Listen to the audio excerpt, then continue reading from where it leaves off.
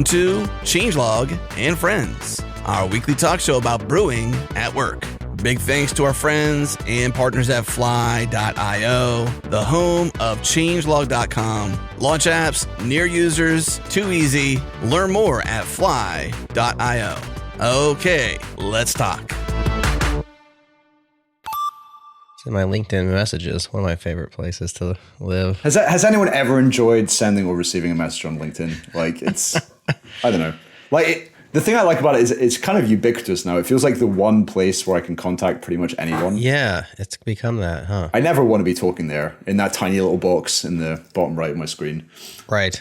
And then you maximize it, and it's still not very big. And you're like, that's not maximized. Yeah. Here it is. Oh, hey, Mr. 500 tabs. So someone called me Mr. 500 tabs. Oh, man.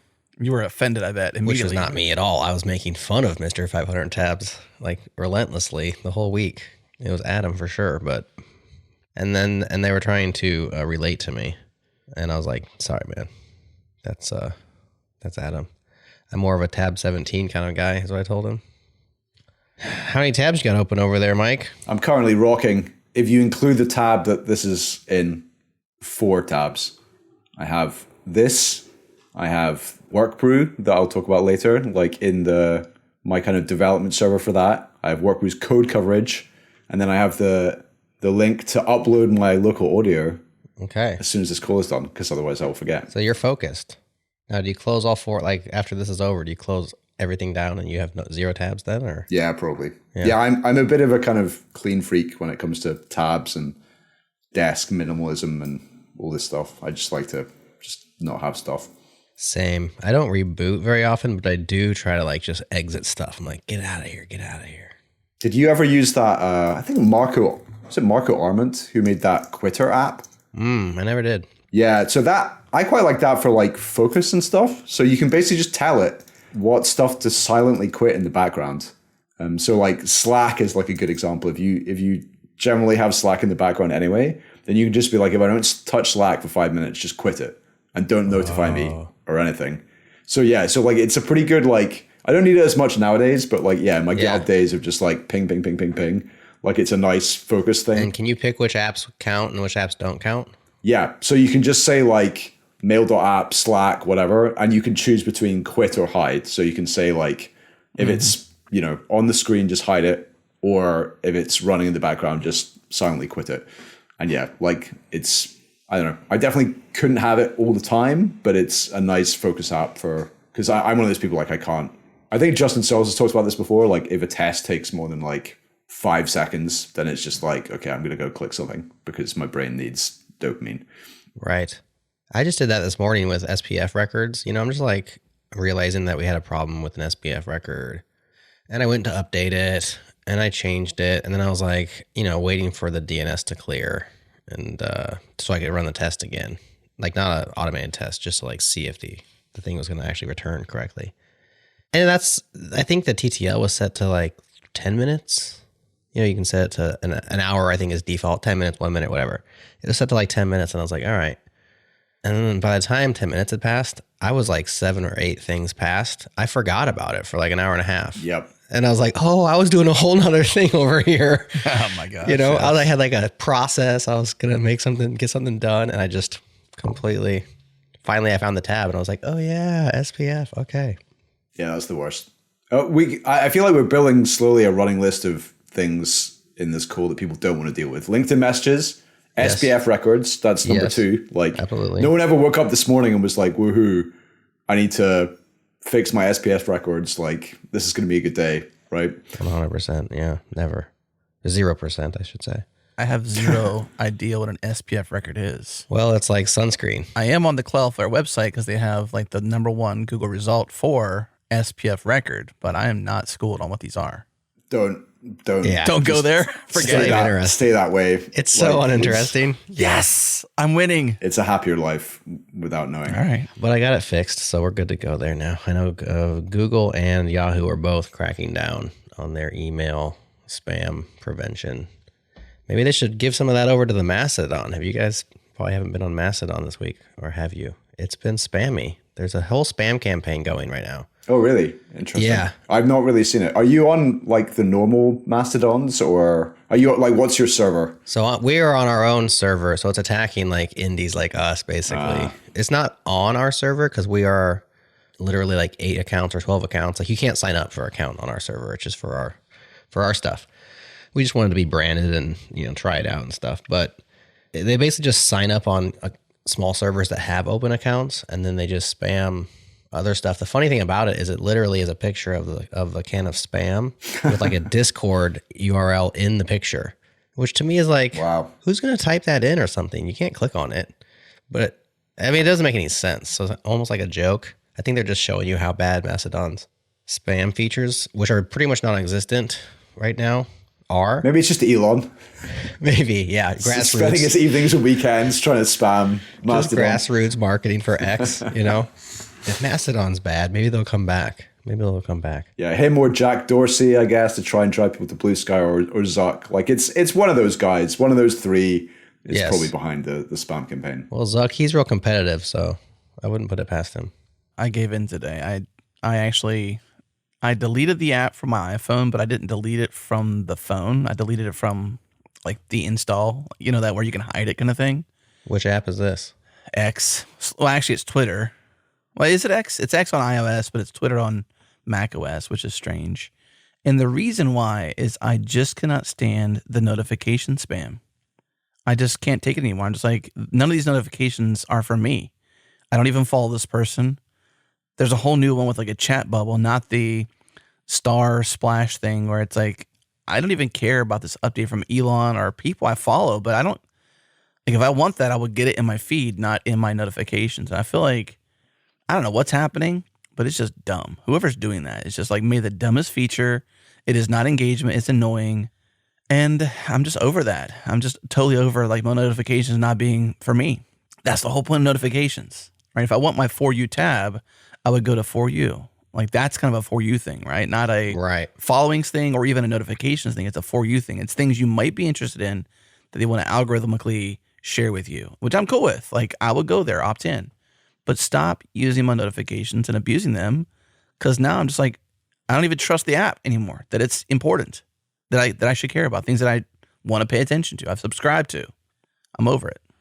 I don't even care really about Elon, honestly. I don't even care. Like everybody's upset about him. Whatever. I mean, because you can't control the world. You can't control who's president. Yeah. You can't control who owns Twitter. You know what I mean? Like, is that synonymous? Really? I mean, it kind of is. You can't control who is the president of X or wherever. Right. And I didn't mean that punny, but it kind of was a pun. I was using X as a variable, not X as a platform. Yeah. I had to explain it. Sorry. Because I was even like, did I do that on purpose? No, I did not. So I feel like I don't even care if Elon is in place. I don't care. What I do care about is the fact that Twitter was good at some point. It was at least useful. Like even if you didn't care about the conversations. And 2010. Right. It delivered on its promise. The good old Subscribe days. to certain people, get certain feeds, engage when you want to. And now I feel like it's just not that for me. But this is just generally like the whole way the internet works now, right? Is it's like if you want to consume content that way, it has been an uphill battle on this for like 5 to 10 years at this point. Like even like what you were saying about notifications, like I mean, even Apple has joined the party of like so having bad. Random apps, random first party Apple apps that will like spam you with like offers or like sign up to Apple TV or whatever. Like at this point, when I get an iPhone or a Mac, like I'd really probably like to just be able to say no apps do any notifications by default, even like badges. And like I will literally just turn on the apps I care about because it's just so bad for everything now. And all social media are now, if you're, I guess we were talking earlier about like being distracted and sucked into things. Yeah. For me, like any social media with like a explore tab or anything like that, I just cannot have it on my phone. I do not have the mental willpower to not just sit and like the wherewithal. Flick on that. Same. I can't. Yeah, I'm not in control at that point. If I go to /Explorer on anything, once I'm in there, I'm like, oh, I can flip one more. I'm subject to whatever their mind control is, and it works. It's MK Ultra at its finest. Really. I had 3 iOS notifications yesterday from reputable apps. All 3 were ads. I had a Southwest ad, which is like you want to know when your plane's arriving or delayed. So you have to have notifications for Southwest. Uber, okay, maybe not quite as reputable, but reputable-ish. And then a third one was like one of those electric bikes that when you go to you're in the city and you want to get a bike, it's like Ride or Bird or Lime. I don't know which one it was. But it's like I haven't used that one for a long time. And here they are telling me there's like 20% off rides tomorrow. I'm like, I'm not even in a city that has that particular service. Anyways, it sucks because they're the apps that you do want to be notified once in a while, but you don't want their ads. It's even worse for kids or like young adults that are getting into technology because they don't know any better. They're like, yeah, notifications all the way. They'll be sitting there like interacting with the ad. Like, hey, that's an ad, right? Like if they're playing a game, like a lot of games are subsidized by ads, especially on iOS, of course. And, my son, there's times when we let him play certain games on the iOS platform and he will be playing something. And I'm like, what is that game you're playing? He's like, oh, this is not a game. It's the ad. Because you have to, like, they force you to interact with it to get past it. Yeah.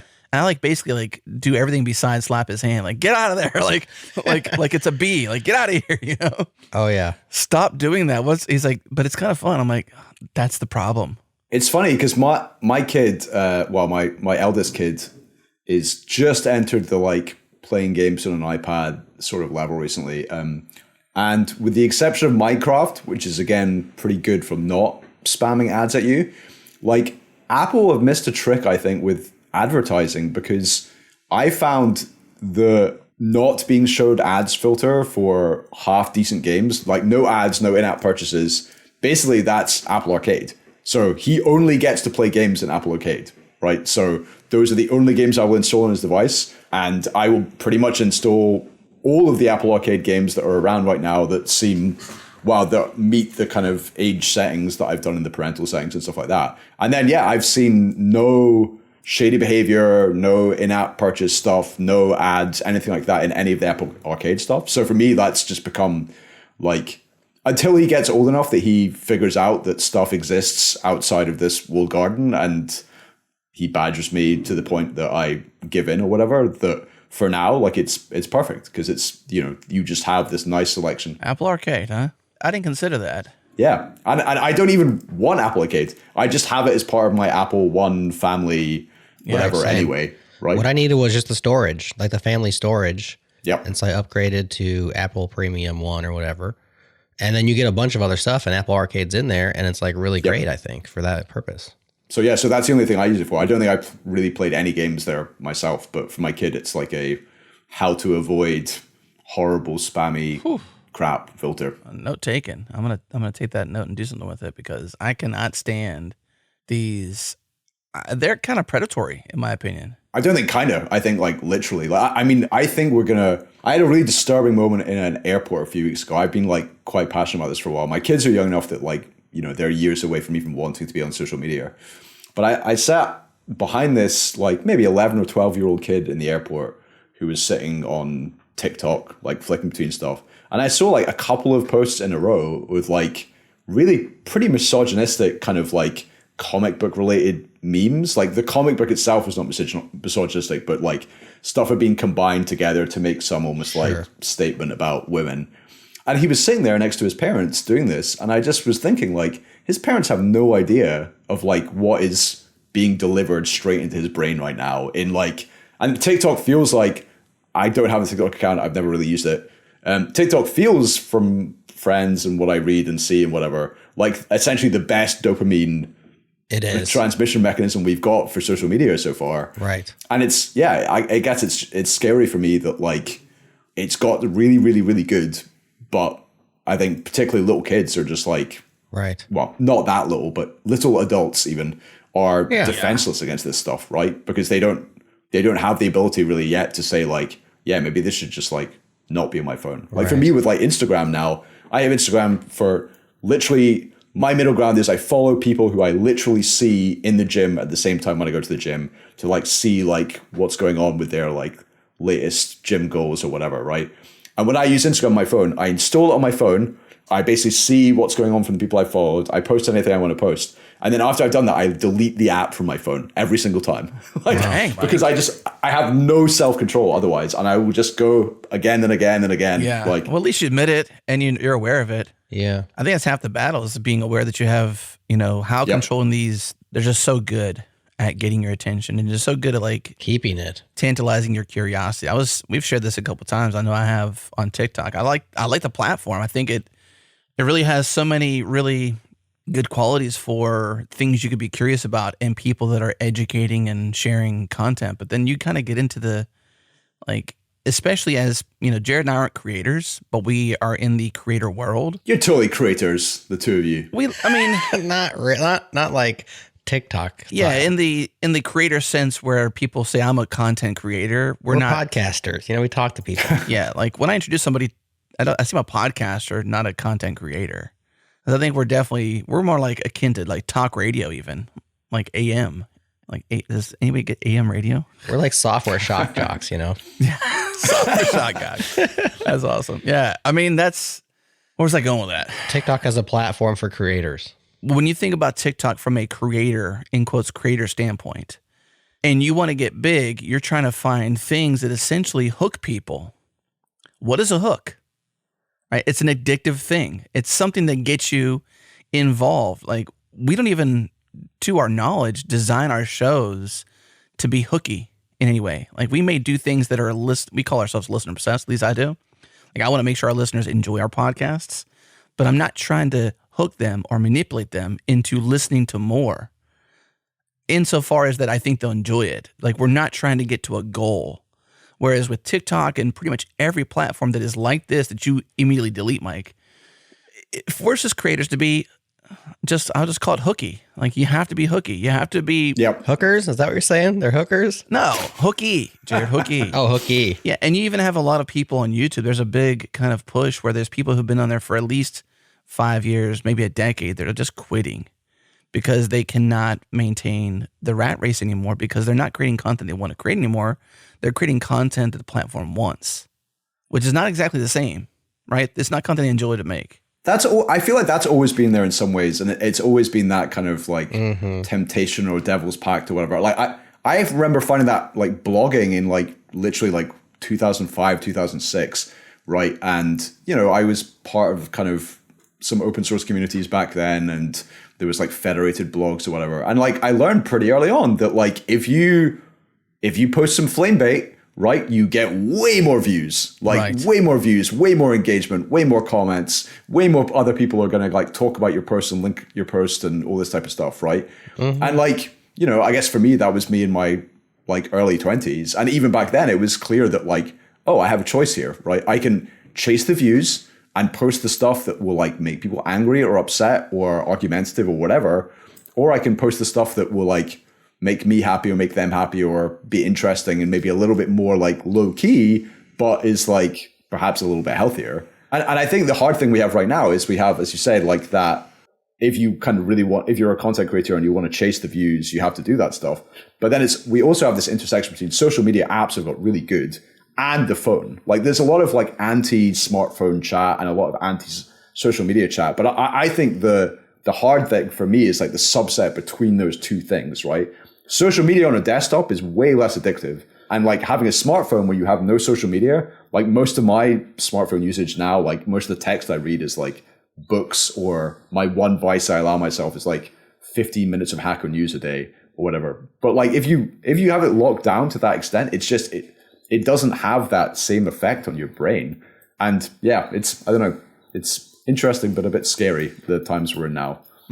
Here's another way to get views. And yes, this is a segue.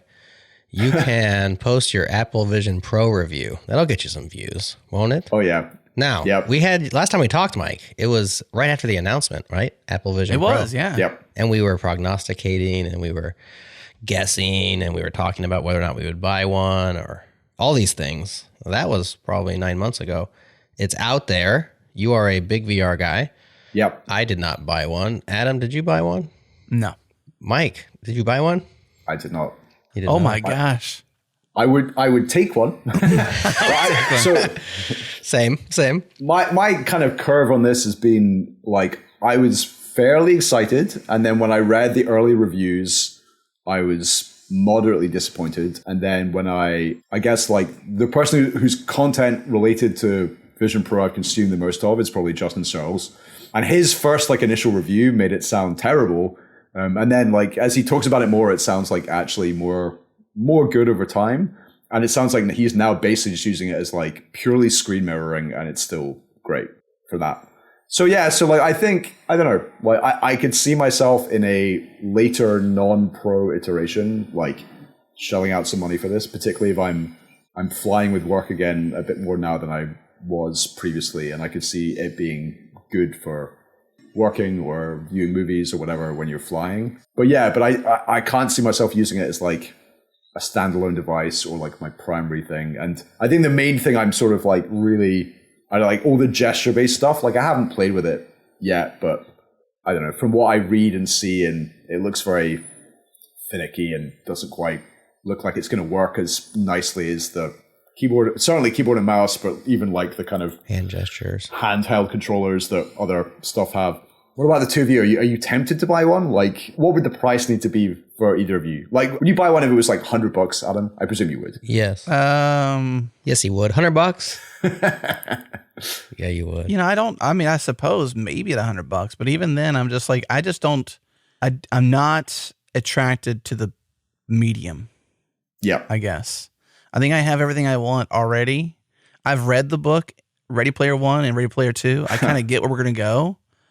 And if that's even somewhat predictive, which like Star Trek was predictive and so was other movies and science fiction we've had, if it's even 50% predictive, I'm not sure I want to be a part of that.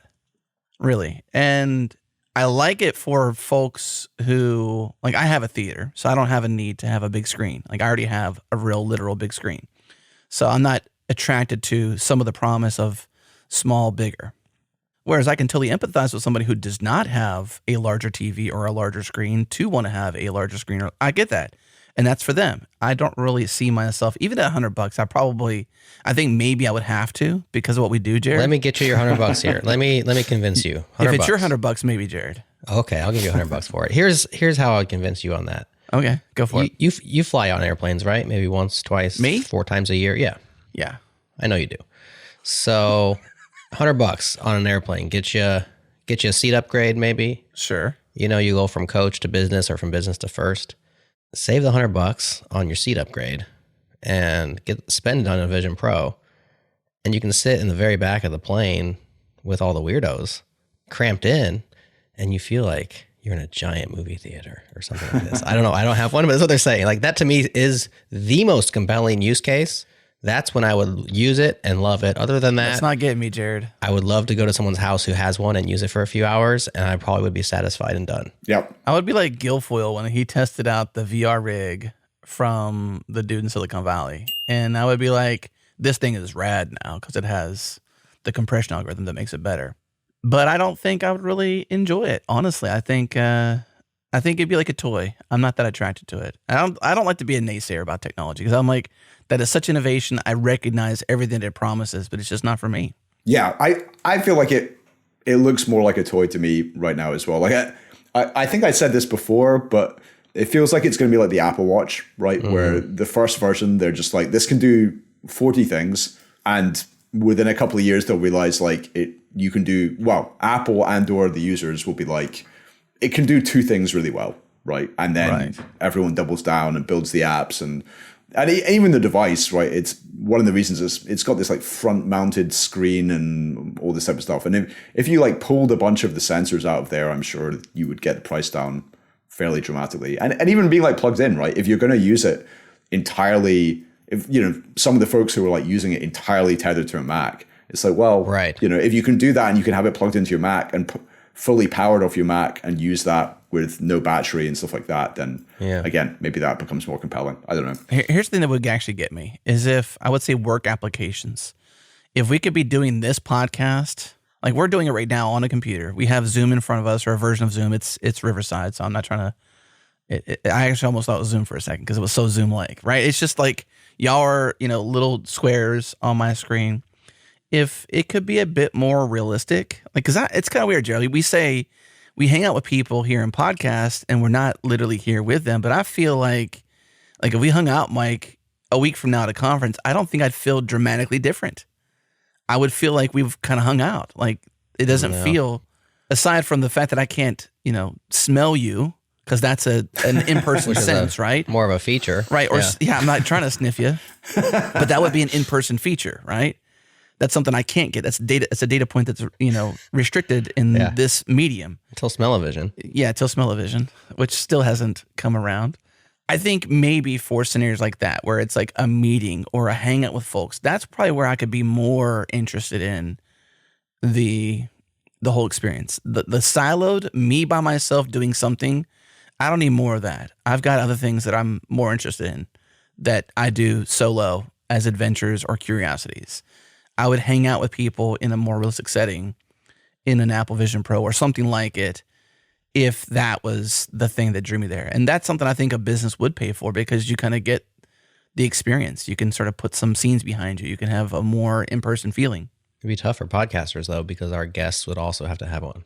We had to send one around the world, For sure. Well, that was the case too until microphones was the same thing for us for a long time. COVID changed microphones, yeah. Yeah, microphones are more popular, so we have more guests that have better microphones. They're not ubiquitous, obviously. We still have those challenges, but that would be something that would make me, well, if we had one for everyone, like a set panel of hosts, for example, and we knew it was just you, me, and Mike every single time.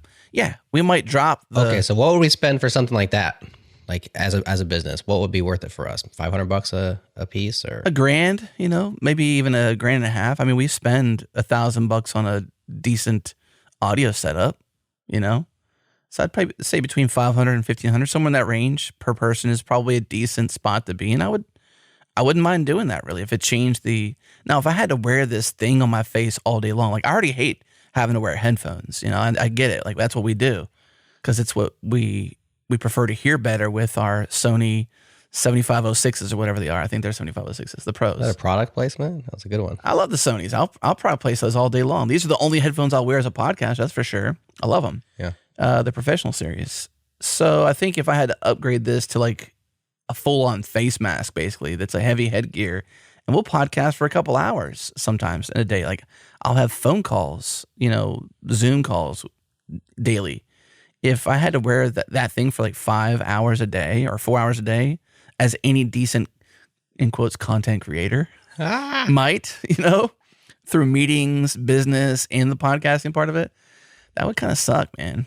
I mean, it would be good in terms of immersive, but it would suck in terms of, wow, I got to bolt this thing onto my face. What does the end game look like then? I think that's a somewhat ubiquitous. Oh, it's already been told. Ready Player One, man. I can't reveal it though. Yeah, but are they wearing masks, full on masks? Well, no. At that point, it becomes a neural net. It's something that taps into your brain synapses. Okay, so we're a little bit far away from that, unless Elon succeeds with his Neuralink. You got to ask Elon about that. He's already put a microchip in somebody. I don't want to ask him about that. So I'm sure I know what he would say. It's right around the corner. Is what he's going to say. Next, We're already doing it. We're 18 months away from all of his inventions. Did either of you all read his biography from Walter Isaacson? No. Is it good? That's worth a read. Like, yeah, I mean, I have a very complicated relationship with the guy. Like, he, fired a bunch of my friends. But like, it's a really interesting book. And I think kind of like Isaacson's book of Steve Jobs, which I also read, 10 years prior.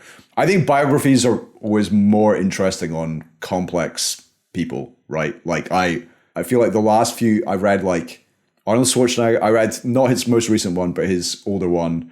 I read Will Smith's one, like literally a week before that happened at the Oscars. Oh, wow. Like I just became like the local like Will Smith expert because I just had decided to read his biography on holiday. So did you see it coming then? You probably saw it coming. Well, I mean, I guess this is the thing. Like, I feel like this is why these biographies are interesting, is that like these people who are very polarizing, right? Like often have kind of a lot of stuff in their upbringing and where they've come from and what their relationship with their parents was like and stuff like that. And like when you've read that stuff, it makes you look at them differently. Like I don't think it makes you excuse when they do bad things, but I think it does make you understand maybe a little bit more how you end up being that person, right? Sure. Well, when I say I don't want to hear what Elon would say, I'm not like I'm not death on Elon Musk. I'm just I'm just over it. That's the same way I am with politics and stuff. It's like I just don't even want to hear about it, because that was my main complaint. Was Twitter became Elon Musk's as the main character for like a year. That was my complaint about it, more so than the changes to the moderation or the features and stuff. It's like I'm just sick of him as the main character. And so I just kind of like, even though, there's a lot about the guy that's very interesting and he's had a lot of success and he's changed a couple industries. So I'm not completely anti Elon Musk, but I know what he would say about Neuralink. Like I've already heard him say it. But I guess this is the thing, is like I don't know how I can quite explain this, but it's almost like there's multiple axes of surprising, right? Is that like Elon or various politicians or whatever may well come out on Twitter or wherever, or X or whatever, tomorrow and say the latest like wild thing that everyone's like, oh, well, like I never thought they'd say that. But like, they're not going to come out and say something surprising that's like, actually, this really polarizing viewpoint I've had in the past.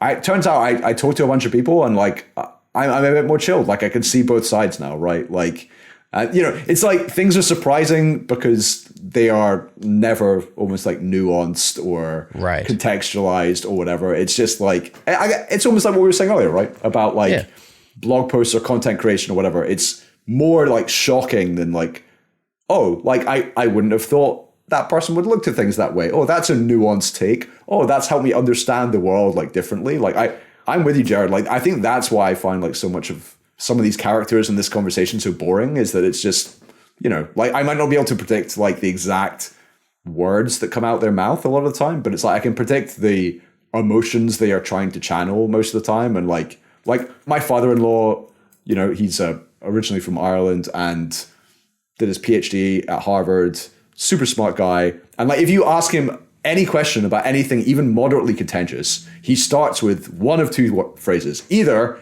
well, it depends, or a common misconception is, right? Because he's just like the nuance factory, right? Like anything that you want to make a very polarized, obvious, this way's right, that way's wrong. Like he's allergic to like that way of thinking. And to me, like the really, really smart, really interesting people in the world are allergic to that way of thinking. And it feels like that is harder and harder to find because the algorithm punishes that type of almost like long form.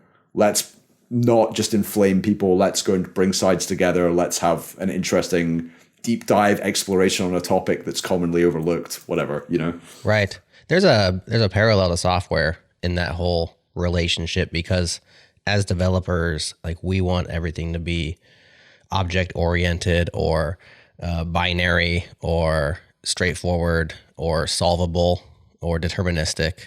And so we're trying to create, with certain constraints around a world that is none of those things, right? Like the world is gray. The world is analog. It doesn't have ones and zeros. It has like all these varying degrees, right? Between 1 and 0. And that can be very frustrating. And so like what I've found is the most laudable, interesting, successful engineers are the ones who are able to somehow work around all of the fail points and the nuances and the gray parts of the world and have software that still is robust and survives and works. But as engineers, we want it to be like, no, it's true or false, guys. It's just true or it's false.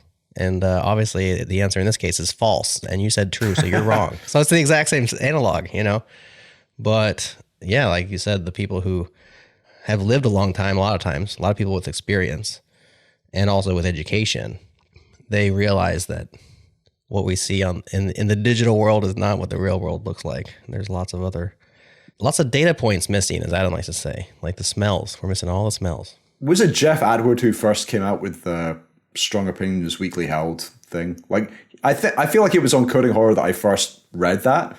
But again, like to me, like that feels like the personality trait, as you say, of like great engineers is and almost like an aside from like whether they feel that way about stuff outside of engineering, but like in some ways you kind of have to have strong opinions because you have to have some rules to like write code. Like code is almost by definition strong opinions because there's an if-else statement, right? And you can't do like it's literally rules. Yeah. If depends, like but then equally, I guess, the more you learn about like big systems and refactoring and working in teams or whatever, like again, all that comes down to like weekly held as well, right? You need to be willing to change things day to day, week to week, month to month, year to year. You need to change things when you grow a team, when you grow a company, when you grow an open source project, like when you grow as a person, like, and yeah, like it feels like it's that eternal balance in engineering between those two poles. Like, strong computer logic rules, and then like weakly held emotions, humans, feelings, organizations, like, and anyone who tries to go like really, really hard in like one of those directions and not the other, like, I feel like ends up making a bit of a mess of things. Yeah.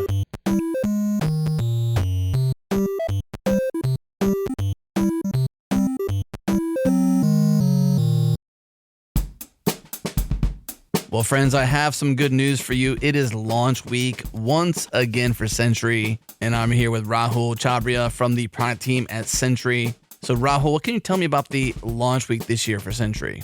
In March, we're making a huge investment into our product platform. We're trying to make it faster, better. In November, we shared a sneak peek about our new metrics offering. So now developers will be able to define custom metrics they care about and monitor how quickly their app is responding to the business measures they have to be accountable for, plus also like the customer experiences that they've committed to. And that's going to be available in an alpha. People can sign up to get access. We'll turn it off for them like within a couple of days once they write in, and they can get going right away. And on top of that, it's like we are looking more at how do we make the product smarter. Now, I know the world is talking about AI and ML, and they're all solving like, we think like entertaining problems, but Sentry's taking a more thoughtful approach to it. We are trying to look at what is the developer trying to do? Like our goal is not to have you sit in Sentry all day long. Our goal is not have us like be a tab that you need to keep open. Our goal is to have this be a tab you open when something is wrong, give you the information you need right away, tell you how impactful it is to your user base and if you should care. And if it is something you should care about, here's how to fix it. So we're taking a broader look at how developers use the product. Where's the noise they're seeing? Like, are they seeing repeat events? Are they seeing like things that are not critical rise to the top and have to automatically resolve them or ignore them? So we're going to make Sentry a little bit smarter with artificial intelligence to give you a more prioritized view of the issues that really matter so you can solve them quickly and move on and not be distracted by random rage clicks that are, just ghost issues.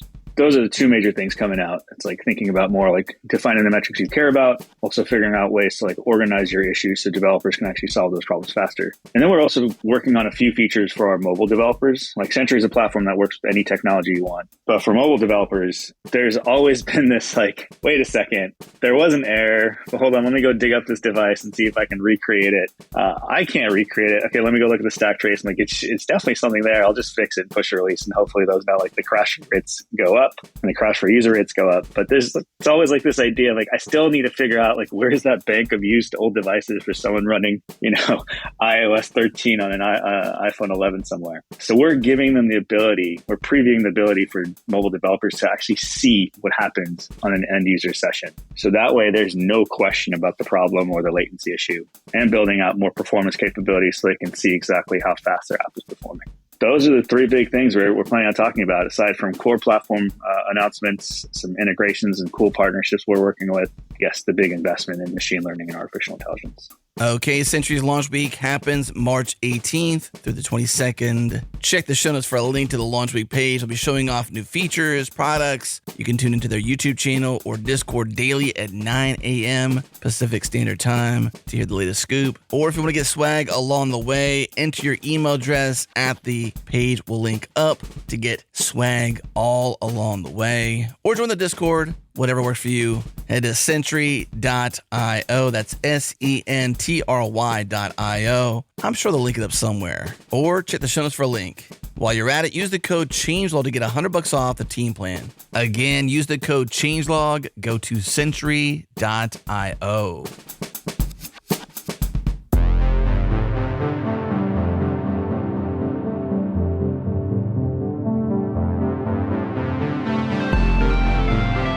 The other complexity with software is that even if the strong opinion was right on day one, it can become invalidated on day two because the world around it changes. Like the world is not static, and we don't write our software in a vacuum.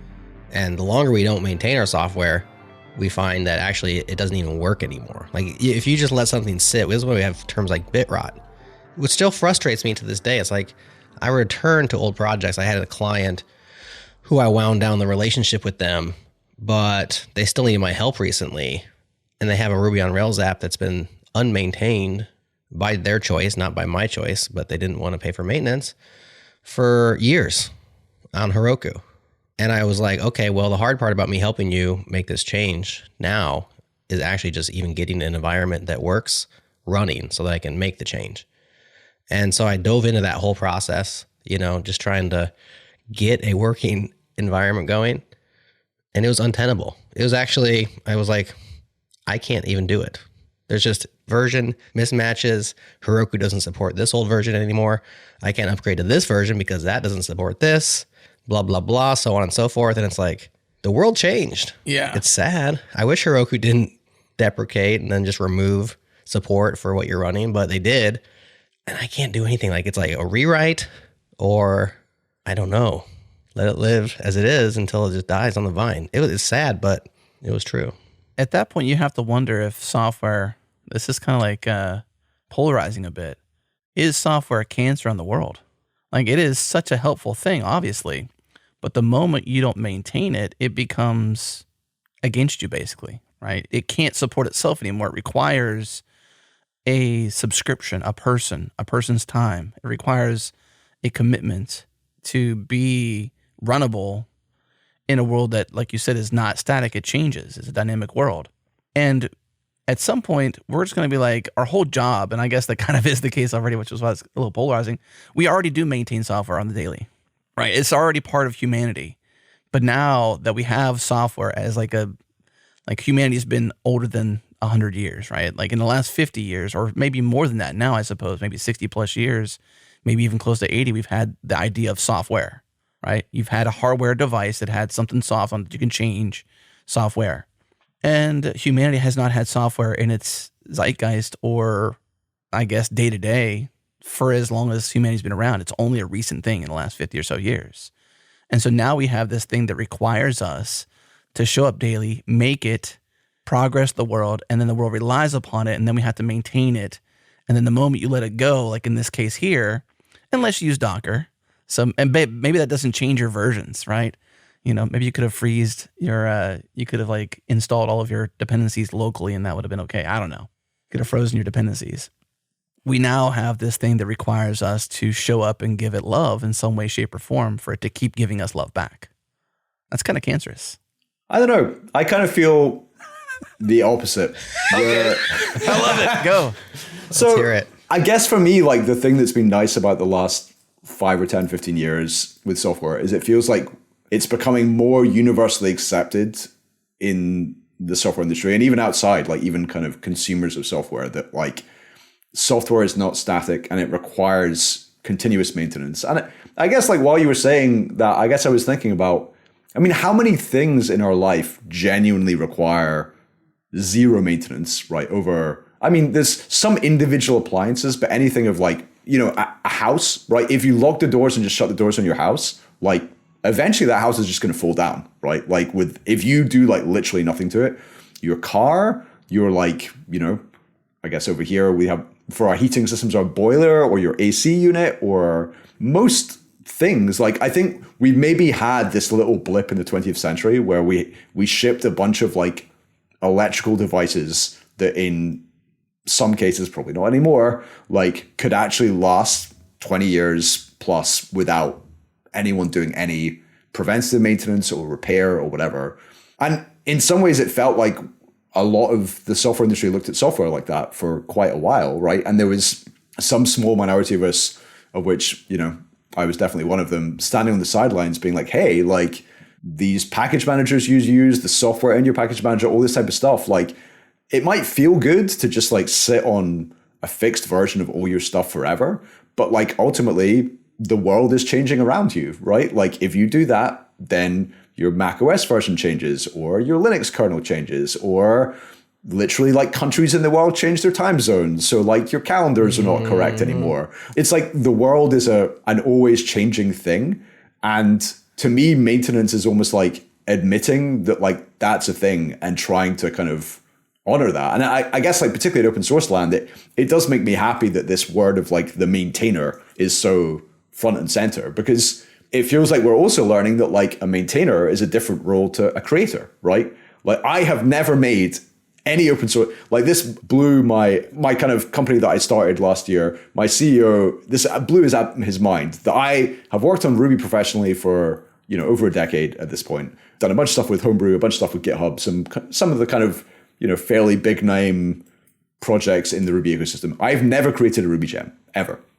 I've never created any open source project from scratch that has got any traction whatsoever, right? Like I've maintained Homebrew for like 15 years now, but there's no world in which I would have ever created Homebrew. Like that's not the type of person I am. But I'm the type of person who can take someone else's idea when the ball is rolling and be like, cool, how do we keep that rolling? How do we make it better? How do we like improve the community? How do we bring people on? Whatever. But like, I don't come up with like cool new ideas by myself, right? Like that's not who I am. But equally, there's a bunch of people I know who are incredibly prolific, talented creators in open source land, have created many NPM modules, Ruby gems, like open source projects, whatever it may be, but they don't have the stomach for like plugging away at that for year after year. I mean, decade after decade in some cases, like just keeping that stuff going. Like that's not what interests them. And it makes me happy in some ways that it feels like we as an industry are recognizing that, like, even as you said, Jared, like that little Rails app, you can't do that. You can't just rely on a bunch of open source project, walk away for 5 years and then come back and expect to be able to just be like, well, let's pick up where we left off, because the entire world has changed around you while you did that, right? Yeah. That needed to be maintained and it was not maintained. And as a result, it has maybe died, right? In this case, it was literally 8 years of unmaintained until which, hey, speaks well, I guess, of my code, because it served their purposes for 8 years without anybody touching it. I felt good. But then I felt actually really bad at the end of it, because I was like, gosh, really hand-tied here. Let's figure out a way of doing this that's not going to cost a whole bunch of money, because obviously if you had the money all along, they'd be fine. But they didn't have the money to maintain because it's expensive to maintain software. I'm going to agree with you, Mike. Sorry, Adam. I'm going to go against you on this one. Here's why I don't think it's a cancer, because, and the example of a home or a large appliance is a good one. We maintain things that are valuable and provide us value. Maybe you could say our relationship to software is symbiotic, like it needs us and we need it at this point. But we only maintain things that provide value. Like that's what legacy systems are. We don't like legacy because it's like hard to deal with, but the reason why it's legacy is because it's valuable. It's actually doing something for the world. Otherwise, no need to maintain it, right? So cancer, you can't just ignore it and it goes away. But a software system that's no longer bringing value, you just don't maintain it and it just dies. It doesn't spread and kill you. So I'm going to go with Mike on this one, although I do understand where you're coming from, Adam, because Yeah. definitely it's spreading, and definitely there's more and more people that need to maintain the software or bad things happen, right? I said cancerous, which is not exactly saying it's cancer. Oh, okay. It has, traits and similarities, I would say. Mainly that I would say, well, maybe You said it's a cancer on the world. Isn't that what you said? A cancer on the world? cancerous. I mean, we can roll back the We'll transcript. go back and take. Yeah, I'm also just, throwing it out there really. Yeah. Because, let's say you throw up a website, even with the web today. I mean, to establish a decent website that is attractive to mainstream or just regular folks, there is so much you have to do and know to get it right. Or you can adopt a platform, not plugs, like Wix or Squarespace or Hostinger or other places that will do different things that give you that leg up, but it's still not the same full fidelity as if you like handcrafted the website. But if you leave that website for like you said, like your home, close the doors for a bit, for unmaintained for a year, make zero changes.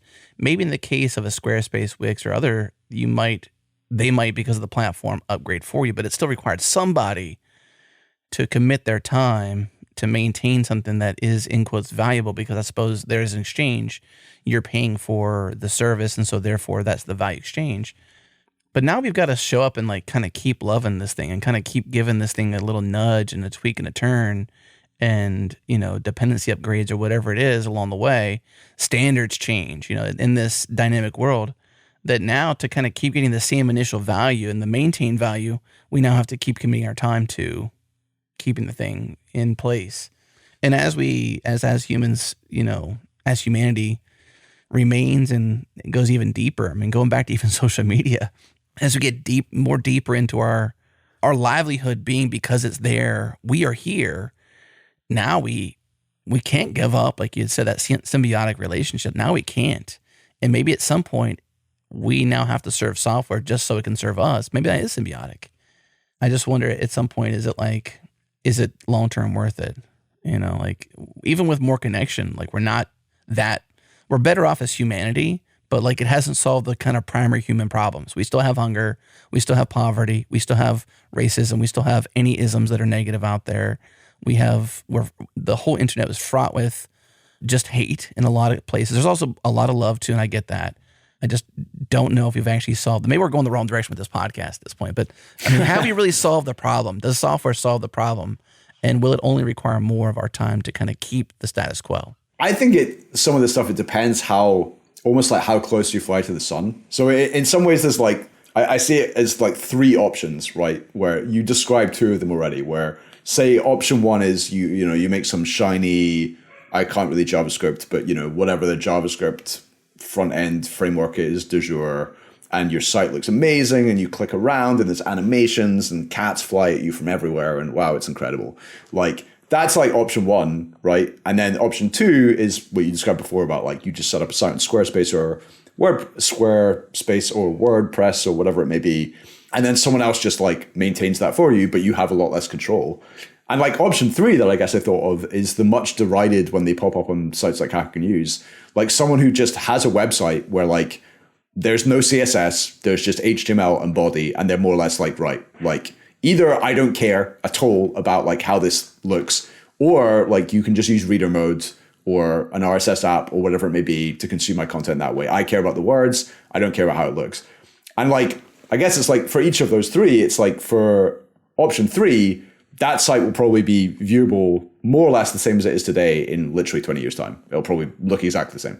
Option two, as you said, you're probably paying someone, or there's some big multinational corporation and you've ceded some control in exchange for that maintenance. And it's option one, I think, that is the most painful to deal with, because, the more new, shiny, exciting frameworks you use, then yeah, like you pay a much heavier cost on doing that. And particularly if you don't want to do that kind of day-to-day maintenance or whatever. Like it's interesting because I've just been building this kind of new Rails app for Workbrew stuff, and it's amazing to me compared to like last time I started a Rails project from scratch, like how much stuff I've like written, whatever, like a little 5-line method, and then I read some more of the Rails docs and I'm like, oh, this is a one-liner now. I don't need to write this method. I can like throw it away, right? And like that to me is what, again, like we're in kind of private beta right now and stuff, and like the customers we have, I definitely lean into that. I think it was Reid Hoffman or whatever, who's like, your first MVP, you should be like embarrassed. Like the way it looks and like all the wording and the way like Rails will like auto capitalize things for you. And sometimes it looks right and sometimes it looks a bit weird. Like it's kind of embarrassing, like the state of the app we've got in front of people. And like no one has complained about any of that. No one has complained about like how it looks ugly and janky, how like, essentially no love has gone into design, how there's like no dynamic JavaScript doing anything other than Rails's built-in stuff. Like the only thing our customers so far want to know is like more features, right? Like they care about essentially more like back-end business logic. And I guess to go to your point from earlier, Jared, like that is probably the stuff, again, like that back-end business logic. It's the easiest to test. It's the easiest to change. It's the easiest to upgrade. It's the least dependent on like third-party libraries and stuff like that. And it's all the really shiny front-end, whiz-bang magic, great design, relying on the latest web standards that will have trouble in 2 years. And my, 3-line Ruby backend function that powers some new feature will probably be perfectly happy in 20 years, right? And not be reliant on the Rails version or the JavaScript version or whatever it may be. Yeah. Speaking of front ends, I was just thinking about our front end recently for changelog.com hasn't gone through any substantial remake since we launched the website in 2016.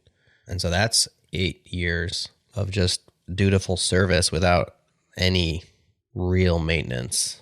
That's a pretty big win, I think. I mean, just in terms of... I think that's a huge win. Yeah. I mean, I think it's showing its age now, both in the code and just the design. Like we've had desires to redesign and change and do things, but I can't say that for very many other websites I've made that have had that much longevity without serious updates over time. So that's kind of cool. This is the thing that when you think about those sites, and we can probably imagine some sites that we use that are, maybe more Rails or PHP or whatever, right? Some older school apps where it's definitely, there's not a lot of JavaScript stuff going on there, right?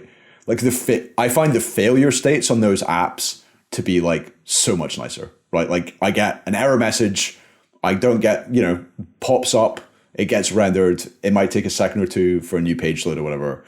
Whereas I don't know if it's because I'm still a Safari user or because I have a content blocker or whatever, but like I just feel like for me, increasing amounts of the internet just don't work. Like I just click a button and nothing happens, right? Like there's nothing loading.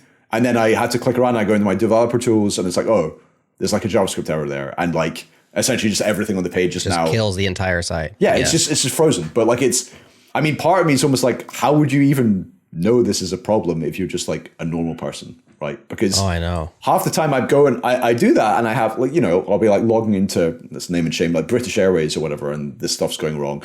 And then it's some JavaScript error and I'm like, oh, it must be because I'm using Safari. So I switch to Chrome. And then I'm like, oh, it must be because I have ad block. And then I'd save ad block. And it's like, no, this is just broken for everyone in the entire world right now. Like, and who knows if anyone's even being notified that this is the case. I don't have any way of notifying a person that this is broken. And yeah, it's just like, this is just how things are now. And that for me is why, like, I'm not like anti JavaScript, but I'm very like, if I can push that logic into my backend instead, I can then write unit tests against it. I can deliver the same code to every customer. I can get Sentry alerts or whatever more easily. Like, it just feels like a better world to me than once stuff gets into the front end, you can do a lot more, but like, yeah, and you're having to maintain that and deal with the changing JavaScript standards and all your dependency tree that changes all the time. And well, as a guy who's plugged into the web dev community by way of JS Party, I can tell you that the pendulum is very much swinging back towards our old school style for all the reasons that you just explained. And that's very refreshing. I know that we'll also eventually swing back the other direction, but I agree with you. It's a better failure path. How's it swing it back? Can you give like a 1 minute flow on what that means? Yeah, so kind of the rise of HTMX and simpler JavaScript libraries and frameworks, kind of a little bit of a frustration with React as the de facto choice for your next web app is no longer, I think, de facto. It's still probably the main choice, but because of RSC, React Server Components, and some of the difficulty moving React to the server more, and the confusion that has come out of that has made people kind of disillusioned a little bit. And just like how awesome Laravel and Rails are, when you just compare them, the experience. I kind of want to build a Rails app today because I haven't for so long and just see what it's like, because that's what Justin Searles also tells me. And I mean, all along when you watch tech Twitter and tech Mastodon and stuff, like the PHP folks are just like sitting over there laughing because Laravel is just like a really productive thing. And it's like a lot of us front enders and web dev JavaScript people are kind of like reinventing a lot of the stuff that other camps have been, Django as well, have been doing for years. And I don't know, it's just swinging back that direction. Yeah, that's cool. Makes me happy. There was a great one recently, actually. I think it was on Hacker News, the comments for, there was some jQuery release, and the comments were like 50% people being like, why would anyone be using jQuery in 2024? Like all the JavaScript standards mean that you don't need to anymore. And then the other half being people being like, yeah, I still use jQuery. It's a really good library. It solves a lot of cross-browser stuff. Like the APIs are just really pleasant to use, right? Like I won't name them because I don't want to talk about, specific people who may or may not have sponsored this podcast at points in the past. But I had that recently, right, where I wanted to integrate with a particular provider for our app. And I spent like several hours trying to make it work. And there was this other company that essentially sells like hey, we have like a user-friendly wrapper on top. Think like what Heroku sold for like AWS. And I had their implementation of the other company's stuff working in like literally less than 5 minutes. Like, and the developer experience was just like all the docs were there better, using their gem was better. Like everything was just a more pleasant experience all around. Like it was just absolutely wonderful to deal with, right? Their pricing is dramatically higher, but I'm like, yeah, we're just going to pay that, right? Because the developer experience is so much worthwhile that it's like every time I think now about like working against the API of the first one, I feel sad, Like it makes me like not want to do my job. And every time I think about using the APIs of the other one, I'm like, yeah, this makes me happy because they care and it's been well designed. And like some of the kind of, again, I'm not super skilled up on like jQuery, state of modern JavaScript, but even some of the code examples people had in the comments, they were like, okay, yeah, modern JavaScript can do this, but like which of these two examples is more readable and more obvious what it means? And that like old school jQuery, using the $ parentheses way, like it's super nice. Like the reason why jQuery was really good is a lot of thought went into having an API that was really good. And, I kind of feel the same way with like Homebrew, right? Like Homebrew gets a lot of shade periodically. And like one of the reasons I worked on it for so long, and one of the things I liked about it so early on was like there was this real amount of care in the community and from Max, the creator, and, I feel like most of the maintainers there on like having a really nice user experience, right? If you could, like we argue a lot about like what a good error message looks like, right? A good error message informs the user exactly what they have to do. And if an error message says you need to run this command, then the question is always like, why wouldn't you just do that for them, right? Like, why would you print an error that says, go do this thing when, you are on a computer after all, you could choose to do that thing for the user. Right. And yeah, I think a lot of our industry underestimates when you're building like developer tools or developer APIs or whatever, like just how important that developer experience is. Like it's everything. I feel like that feeling of like, I like using this API versus this API makes me sad to go to work it's a real thing. And maybe I care too much, but like, I feel like it's not just me that feels that way. Let me ask you this about Homebrew, and we'll talk about Workbrew. I was on the website, and I think you said something like 35 million people are using Homebrew or something, some large number that I was very impressed by. Yes. And it reminded me that you all have that telemetry built in. Because at first I was like, well, how do they know that? And I was like, oh yeah, because they put in that telemetry, and that was very controversial. And maybe that's why some of the shade continues to come your way to this day. That was a long time ago now. I was thinking about that in light of a recent post by Julia Evans, popular Git config options. Did you see this post by her last week, I think? Yeah. Where she basically went out and aggregated a bunch of people. She has a large following, so she asks her followers, what are your popular Git config options? And then she just blogs them. It's a good idea for a blog. But she said this in the opener. She said, I always wish that command line tools with data about how popular their various options are, like basically nobody uses this one, or 80% of people use this, probably take a look, or this one has 6 possible values, but people only really use these 2 in practice. Like she wishes that existed.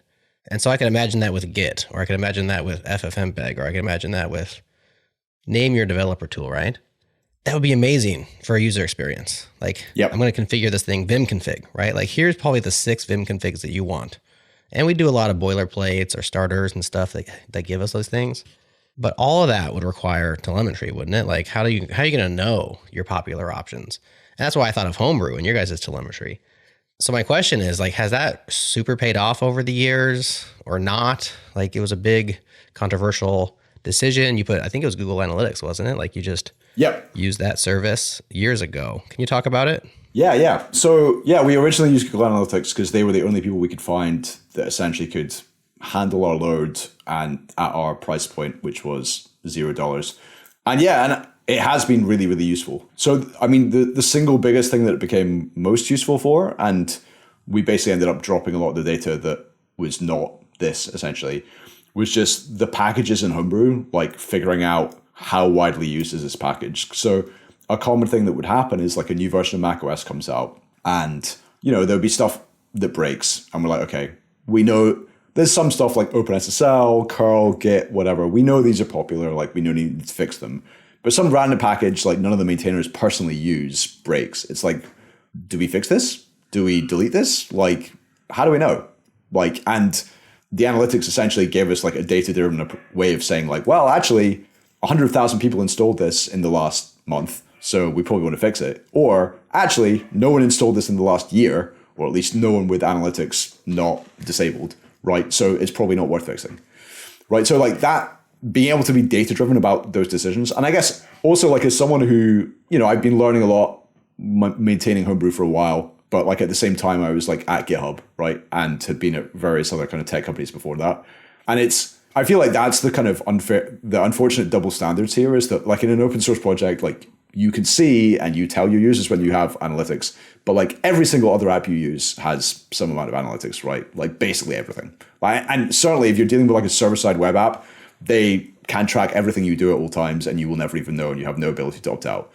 And it felt like, trying to canoe with one arm tied behind your back or whatever, trying to do this type of stuff and trying to do essentially like I've been the product manager for Homebrew, like trying to make these decisions about like what we do and what we don't do with absolutely zero data just meant that like essentially what you would have to just do is just make arbitrary decisions and wait for the internet to scream at you and tell you you're a terrible person for not knowing that this is incredibly popular. And instead the internet scream at you for having the analytics, but then you make less contentious, stupid decisions. And also like our analytics as of whatever it was, like I think a year and a half ago, like we moved it all from Google Analytics to like our own kind of cloud hosted InfluxDB, which is in the EU. And like with that, the nice things are like there was a certain amount of trust that when we were Google Analytics that like we said, hey, we don't want you to store IP address information, and they provide a mechanism for opting out. But some people just don't believe that Google doesn't store that information, right? Whereas with the server, we can just say, well, that's not stored, right? And the way we store it is in aggregate. We don't differentiate between users anymore because that was like a nice thing for kind of figuring out user numbers. But in the end of the day, it didn't really help with anything meaningful in the project.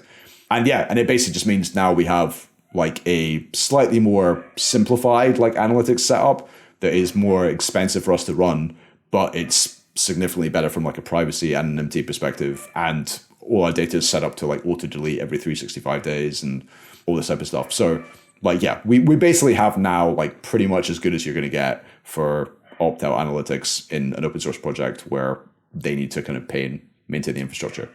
And to go back to what you said at the beginning, Jared, about Julie Evans' idea about like the command line options, like, yeah, we're already talking about doing that and having at the very least something like, the commands that are run, we have some sort of analytics for them. And then we use those to like, I think her suggestion was to sort in the man page, like to sort the items, right? So I would imagine like brew install will be at the top because it's the most widely used, then maybe followed by brew upgrade. But like what will be in position, 5 or 6 or 7 or 8 or whatever, like I don't really know. And right now it's in alphabetical order, and that's arguably not as good as it would be if it was sorted by actual usage. Mm-hmm. So that's subcommands, but I imagine configs. I'm not even sure. I'm sure there is a homebrew config where you can tweak it and stuff. That seems a little more intrusive. Like you're reading my configs, which you kind of would have to in order to get that information from everybody. We've got a nice middle ground on this stuff, actually. So if you go to, I'm sure you can double link in the show notes. Like that's the other thing I forgot to mention with our analytics. Is essentially all of the analytics data we have access to as homebrew maintainers is all on the public internet.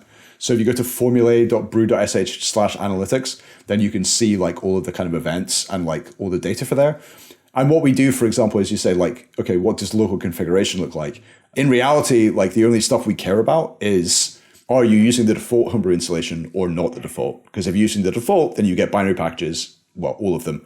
And if you're using not the default, then you don't get them. So instead of like logging, you have homebrew installed in /users/Jared, you have it in the default location or you have it not in the default location. And you can go and look, and there's a little like page where you can see like homebrew prefixes for events in the last 30 days. We can see like 41% of them have them in the default location on Apple Silicon, 39% default location on Intel Macs, 13% in the default location on Linux, and then there's like a breakdown of smaller numbers of people who are running in like custom locations on, ARM or x86 or Linux or whatever. Like, and that gives us the information we need, but at the same time preserves the anonymity of the people who were not getting your configuration from that. Yeah, it's like a proxy for your actual config. You're actually just answering the questions that you really have versus just grabbing all the config information. Yeah, exactly. And also like that that's not done server side. Like again, the other nice thing about why you would think open source analytics would be like more popular in some ways is like you can go and see, like go and look at the homebrew code and you can see that like we do not send the string of like your local thing and then sort it out on the server. Like we only send the data that like this is a custom thing. So you can dig into like literally the way the analytics is sent and say like, hey, like they're not being creepy and sending all this data that we don't want them to. That is cool. So 35 million users. Adam, does that strike you as a lot? I mean, I guess I had to I stopped and I'm like, let me intellectualize that if I can, or think about it, I guess, is a simpler way of saying that. It's like, yeah, pretty much everybody uses homebrew. And so I don't know why it surprised me, but I was like, dang, that's a lot of people. Yeah, I guess I'm surprised by the number, but not surprised by the number. Like Yeah, it makes there you go. like it makes sense. Like hearing it, that makes sense because like what else would you use if you're on a Mac and you're a developer and you want to be as close to production, which is Unix/Linux in almost every case, then you're going to be on a Mac in most cases being a developer. Now there's also a lot of Windows developers too. They're running Yep. Linux subsystems. Yeah, I guess it's not all Macs now, right? Yeah, so I mean that number is like inferred because we don't have analytics numbers for everyone. So essentially what we have is we have the analytics numbers, and then we can compare those to for a given package, say the GitHub, again, with what I was saying earlier about like people on the server side can track you have what they want. So when you download a binary package from GitHub Packages, that is logged. So essentially we can compare the difference between those two numbers for a given package and see roughly how many people have opted out of analytics usage. And yeah, it basically looks like about 90% have opted out. And again, the other thing that's worth noting is this, some of these users are GitHub Actions, like cloud runners and stuff like that, Sure. But we don't discriminate. We believe our bot users are just as important as our Just humans. as important as our humans. Where would I find out if I've opted out? Where would I determine that? If you type brew analytics in the command line, it will tell you whether the analytics are enabled or disabled. So I've got InfluxDB analytics are enabled. Google Analytics were destroyed. Yes. That's because we had an intermediate time when you could opt out of one and not the other or whatever. I'm in the same boat. That Google Analytics were destroyed. That message could kind of go away, but it's also fun. Because Interesting. we literally dropped all of our like historical archives, backups, everything for the Google Analytics stuff. It's all completely gone. You should add some like ASCII animation of it exploding or something. That'd be cool. Yep. Oh gosh, I don't want to say anything, but okay, you made me have to say it. Oh no. Do you still maintain Homebrew, Mike? Are you still Yep. involved in the day-to-day? Still very involved. Yeah, I was elected the project leader again earlier this month. We have like a governance process that you can read about if you want to sleep. So we have little elections and we meet in person as a group when we can, basically like every year since COVID. And yeah, like, so no, I'm still involved like day to day. If you make a PR on the main package manager repo, like I will almost certainly review pretty much every PR that goes through the package manager. Do you try to at all mirror user experience to something like apt on Linux? I've used apt a lot. Like I think in some ways that we kind of have like slightly different goals because we're not like a system-wide package manager. But yeah, but in general, like I'm thinking of the other package managers I've used and like both at the kind of, both apt-get and emerge and Pacman and all these type of ones, but also like when I've used Ruby Gems or NPM or whatever, like I'm thinking about those when I'm trying to make decisions about how the package manager should work. What makes me say that or ask you that is kind of what Jared said, which was did you say a spinner, Jared, or something like what did you say that made me say what I said? No, I was saying some sort of ASCII art of them destroying the Google Analytics. Oh, okay. Disregard then. Because I think whenever I run brew update or I run sudo apt update, the experience is different. Yeah. Like homebrew will sit there for a bit, and sometimes I'm not even sure what it's doing. It's kind of like, it's keepy. It's not givey, It keeps a lot of its information. Can you do a -V or something? Is there a verbose mode? Maybe you could. Yeah, Is there a -V? Yeah, there's -V, and then if you're a homebrew developer, you can do --debug as well. And if you enable -V and debug, then you get a lot of output for everything. Wow. Well, I think -V should be the default then, because that makes me so much happier when I run brew update -V. Why bring Mike on the show so we can figure stuff out together? Wow, thank you, Mike. Gosh. Well, Anytime. Can I put my hand up and say, can that be the default? Because I feel like whenever you run a command like that for a package manager, whether it's system wide or not, you want feedback. Yeah, pretty quickly. when it doesn't tell you what it's doing. Especially whenever, like, I don't run brew update often. I'm just not. And so, for example, if I run brew update right now, like there's a lot of stuff out. Like if I just run brew update, it kind of hangs there. Now it actually says you're already up to date.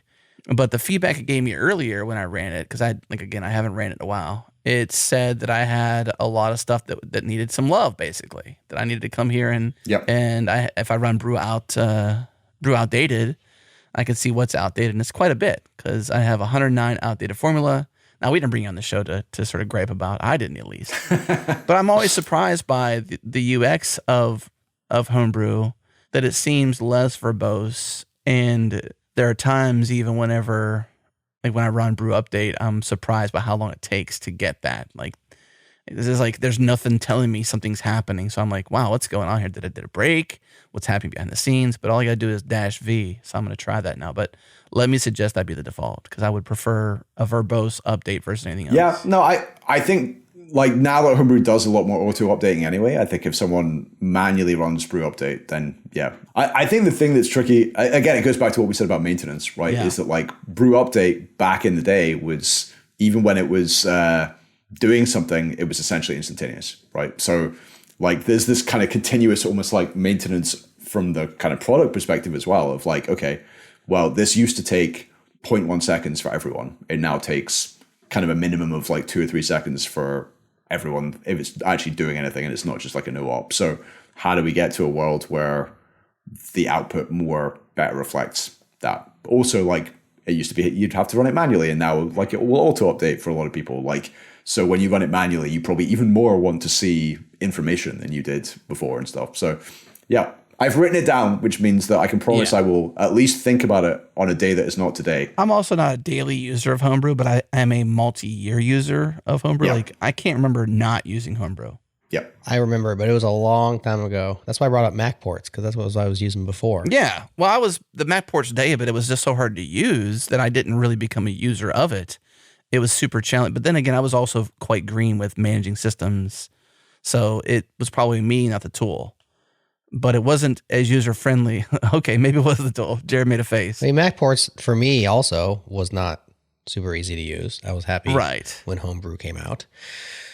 And Homebrew started out being like super optimized for Mac. Like that was kind of the pitch in the version 1 or 0.1 or whatever, which I was an immediate switch over, because I was like, yeah, why not use all, like it's for the Mac, and let's make it fast and Mac-y and all this kind of stuff.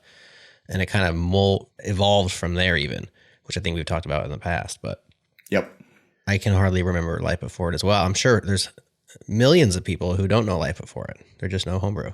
Yeah. Well, so the nice thing about the next few years is, you know, you mentioned kind of work brew earlier. Like the company I'm working on now is essentially building on top of and around Homebrew, and it involves me spending more of my time probably on Homebrew than I did a couple of years ago. For sure. So like one of our big goals, like as a company, is that even if you look in like 5 or 10 years and you're still a happy Homebrew user, even if you've never heard of Workbrew or used it in any way or paid us any money, like you will look at almost like as Workbrew grows and that being an inflection point, and Homebrew gets like dramatically better. Like I think from some level it's easy to look at Homebrew and be like, well, it's basically done. Like it doesn't need to have like really big changes. But I think there is the potential to kind of still, both the stuff you said, Adam, like just improving the kind of user experience, like having it be and feel faster, having it be less error prone, having it be able to kind of support more of the kind of workflows that kind of developers want to use now. Like this is all stuff that we're kind of thinking about and working on. And, you know, we basically want Homebrew to be better, and we want that to be the kind of bedrock for what we're doing with Workbrew as well.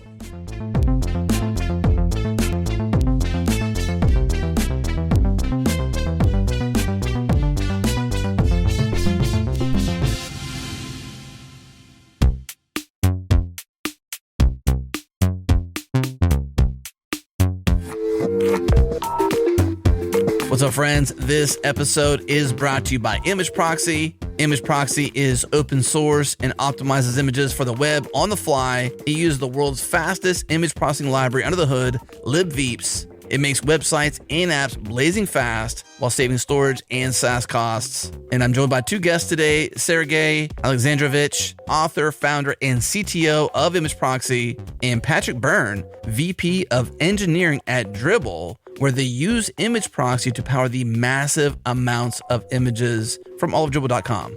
Sergey, tell me about Image Proxy. Why should teams use this? Everyone needs to process their images. You can't just take an image and just send it to users' browsers, because usually it's megabytes of data. And if you have lots of images like Dribble does, you need to compress and you need to optimize your images, and you need them in the best quality you can provide. That's where Image Proxy shines. Very cool. So Patrick, tell me how Dribble is using Image Proxy. Being a design portfolio site, we deal really heavy in all sorts of images from in a lot of different sizes, levels of complexity. And when we serve those images to the users, those really have to match exactly what the designer intended. And the visitors need to receive those images in an appropriate file size and dimensions, depending on whatever their internet connection speed is or their device size is. And that was just a constant struggle really to really thread that needle throughout the course of the platform, using a handful of different tools in maintaining that right balance of a high degree of fidelity, high degree of quality without sacrificing the visitor's experience. And when we were exploring using Image Proxy, we were able to spin up, using the open source version of the product, a small ECS cluster to just throw a few of those really tough cases at. Went through our support backlog, looking at some of the cases people reporting, and almost to a T, we aced every one of those cases. Wow. So it seems like Image Proxy was really impressive to you. Yeah, Adam, I just have nothing but positive things to say about using Image Proxy. The documentation is crystal clear. Out of the box, it does everything you need it to. Tweaking it to meet your specific needs is incredibly easy. It's wicked fast. It deploys real simple. And our compute costs have gone down over the open source tools that we've used in the past. Even including the Image Proxy Pro license, it still costs us less to use and gives our visitors a better experience. So as an engineer, I like using it. And as an engineering manager, I like what it does to our bottom line.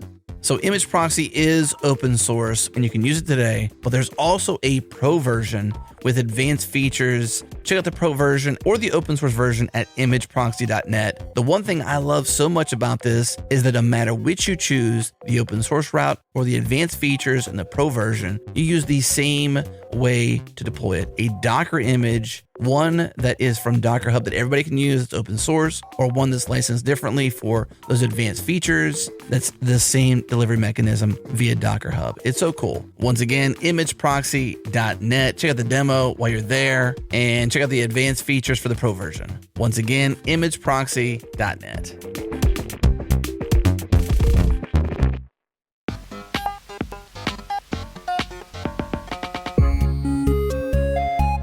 So the day after WWDC was the last time you were on the show with us, and you had left GitHub. Yep. And you were starting something new. Yep. But you didn't exactly know what you were going to do, right? Like you were kind of trying some stuff. Yep. And I'm curious, take us from there to workbrew.com. Were you already brewing on, pun not intended, maybe it was. Were you already figuring out Workbrew and you just didn't know exactly how it was going to work? Or were you trying something totally different, not homebrew related? What was your process to get here? Yeah, so I mean, it was a kind of a bit of both. Like we sort of investigated in the kind of earlier days some other stuff. Like we didn't go straight into the company with kind of it being working on homebrew, but basically we kind of built some small other things to begin with, and then it became clear pretty early on that like that wasn't playing to our strengths. And my CEO John Britton, who used to be my manager at GitHub, he's basically trying to convince me to make a company around homebrew for over a decade, and him and various other kind of people have said like, oh, this is a great idea. And I've always been like, this is a terrible idea. Why would you do this? But the thing that is interesting for me now, that what changed is that we're in a place, I think, as an industry and a place as a project and stuff like that. Like I mentioned our governance structures earlier.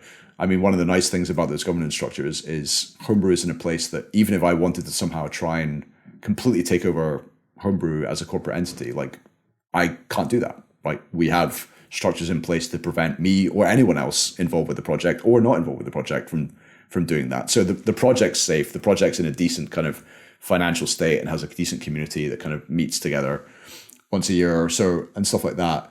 Like we're also in a state with like sustainability and open source where there's more conversation about that. We've seen kind of various companies try various things. GitHub sponsors existed. We've seen HashiCorp do what they did and what they do, and Elastic do and they did and do, and all these types of kind of different models.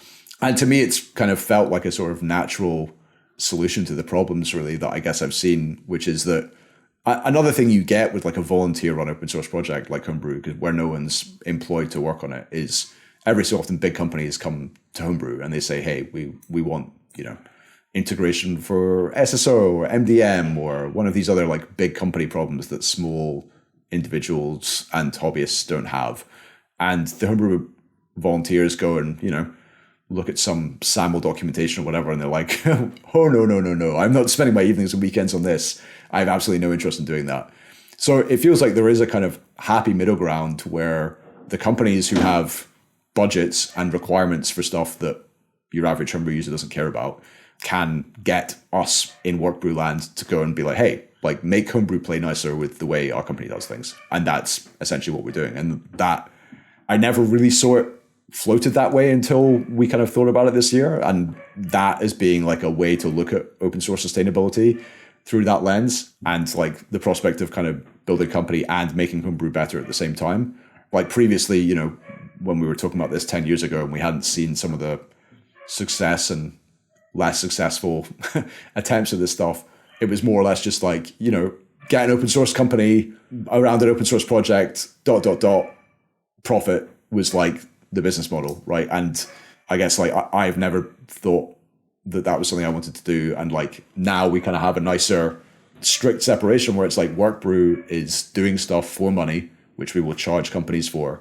We also work on Homebrew stuff, but the stuff that's in Homebrew is free, it's open source, it's worked on by volunteers. And, it's a nice world, right? And it requires me, as I did at GitHub, to kind of wear two hats of like the open source hat and the kind of company hat. But like, so far it's going pretty well. And even like, we've got our first employee starting in the near future who's a Homebrew maintainer. And I've said to him, like, when I send you a message on, our company Slack, that's me talking to you as like Mike McQuaid, CTO of Workbrew. When I send you a message on the Homebrew Slack, that's Mike McQuaid, Homebrew project leader. So anything I ask you to do on the Homebrew Slack, you can just be like, nah, I don't want to. Like, I'm a volunteer. I do this in my evenings and weekends. I can't be bothered. You would like me to review this PR? No, thanks, dude. Like, and yeah, it's kind of, I think that way of kind of doing things and that way of thinking is maybe a little bit unusual and weird, but like that kind of idea of kind of having the company and having the open source as being two separate entities that like can nicely symbiotically benefit each other, I think is where my head's at. And I don't think that could have been done 2 years ago, 10 years ago, whatever. I love it. It seems like a good idea. It seems obvious in retrospect. Some of the best ideas are. The name's perfect. I immediately knew what it was for. I love the name. Workbrew, yeah. You get your Homebrew and your Workbrew. I mean, the line has been drawn. You have, I think, coming soon, if I recall correctly, on one of your pricings. Like, what's the state of, I suppose, the company? You said soon per device per month. Like, it's get in touch, essentially. Free forever, or which is Homebrew.